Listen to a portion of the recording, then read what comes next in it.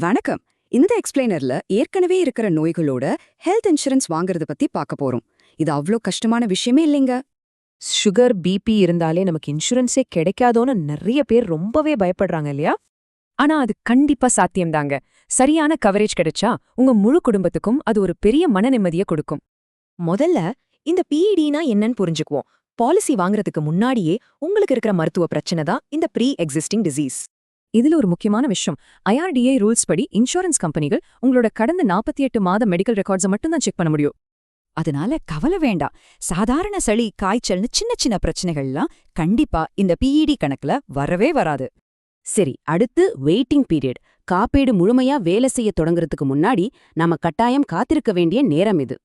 இது எப்படி இருக்கும்னா, ஆரம்பகால நோய்களுக்கு 30 நாளும், சில குறிப்பிட்ட ஆபரேஷன் மற்றும் பிஇடிகளுக்கு 3 வருஷம் வரையும் இது மாறிப்படும். இந்த சார்ட்டை பாருங்க. ஒரு ஸ்டாண்டர்டான பாலிசியில ஏற்கனவே இருக்கிற நோய்களுக்கான காத்திருப்பு காலம் 36 மாசங்கள் வரைக்கும் கூட இருக்கலாம். இப்போ உங்களுக்கு ஒரு சுவாரஸ்யமான கேள்வி வரலாம். கவரேஜ் கிடைக்க நிஜமாவே நாம 3 வருஷம் வெயிட் பண்ணணுமா என்ன? தேவையே இல்லைங்க. டே 1 கவர் பிளான்கள் அப்புறம் ரைடர்ஸ் மூலமா இந்த வெயிட்டிங் பீரியடை நம்ம அப்படியே முழுசா தவிர்த்திடலாம். ஆனா ஒரு நிமிஷம், இன்சூரன்ஸ் மொழியில முதல் நாள் அப்படிங்கிறது பாலிசி வாங்கின 31வது நாள் தான் குறிக்கும். அதை ஞாபகம் வச்சுக்கோங்க. ஒரு சின்ன கம்பேரிசன் பாப்போம். HDFC எர்கோ, ஸ்டார் ஹெல்த் ரெண்டுமே சக்கரை நோய்க்கு 0 வெயிட்டிங் பீரியட் பிளான்களை கொடுக்கறாங்க. அதே மாதிரி நிவாபூப்பா, கேர் சுப்ரீம், யுனிவர்சல் சோம்போ நிறுவனங்கள்லாம் உடனடி பிஇடி கவரேஜ ஆட் ஆன் ரைடர்களாகவே வழங்குறாங்க. சாதாரண பாலிசில வருஷக்கணக்கா காத்திருக்கணும். ஆனா இந்த மாதிரி ரைடர்களை பயன்படுத்தினா அந்த நீண்ட காத்திருப்ப நீங்க ரொம்ப ஈஸியாவே தவிர்த்திடலாம். சரி, பிரீமியம் அதிகமாகும்னு பயந்து நம்ம பழைய மெடிக்கல் ஹிஸ்டரியை இன்சூரன்ஸ் கம்பெனி கிட்ட மறைக்கலாமா? என்ன நினைக்கிறீங்க?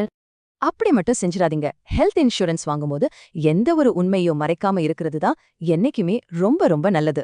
வெளிப்படையா சொல்றதுனால பின்னாடி உங்க கிளைம் ரிஜெக்ட் ஆகுறது தவிர்க்கப்படும். உங்களுக்கான சரியான பிரீமியமும் செட் ஆகும். எந்த பஞ்சாயத்தும் வராது. சோ இத ஃபாலோ பண்ணுங்க. முதல்ல நல்ல செக்கப் பண்ணுங்க. பிளான்களை ஒப்பிட்டு பாருங்க. அப்புறம் உங்க மெடிக்கல் ஹிஸ்டரிய உண்மையா சொல்லுங்க. எக்ஸ்பர்ட்ஸ் என்ன சொல்றாங்கன்னா, இந்த கோப்பே விதிகளை தவிர்த்திடுங்க. அப்புறம் எந்த காரணத்து கொண்டும் பாலிசியை ரினியூ பண்ணாம விட்டுடாதீங்க. இன்சூரன்ஸ் அட்வைசர் டி வேணு ரொம்ப அழகா சொல்றாரு பாருங்க. அடுத்த தலைமுறைக்கே நாம நினைவுகளை விட்டுச் செல்வோம், கடன்களை அல்ல. சென்னையை சேர்ந்த பிரியா மாதிரியான கிளையண்ட்ஸ் தங்கள் குடும்பம் ஃபைனான்ஷியலா பாதுகாப்பா இருக்குன்னு தெரிஞ்சதும் ரொம்பவே நிம்மதியா ஃபீல் பண்றாங்க. அதனால உங்க அன்புக்குரியவங்களுக்கு நீங்க விட்டுட்டு போக போற அந்த பாதுகாப்பு என்ன? கொஞ்சம் யோசிச்சு பாருங்க. சரியான முடிவெடுங்க.